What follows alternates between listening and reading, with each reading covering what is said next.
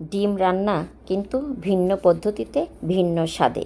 এই রান্নাটা খেতে একদমই ভিন্ন রকম হয়েছে। আমি অনেকগুলো ডিম একসঙ্গে করে নিয়ে শক্ত একটা পলিথিনের মধ্যে ফুটন্ত পানির মধ্যে সিদ্ধ করে নেব। পলিথিন থেকে বের করে সাইজ মতো টুকরো টুকরো করে কেটে নেব। আমার কাটা হয়ে গেলে আমি চুলার উপরে কড়াই দিয়ে নেব। কড়াইতে তেল গরম হয়ে আসলে পেঁয়াজ কুচি দিয়ে দেব। পেঁয়াজ কুচিগুলো কিছুটা লাল হয়ে আসলে আমি মশলা সবগুলো একসঙ্গে দিয়ে কষিয়ে নেব।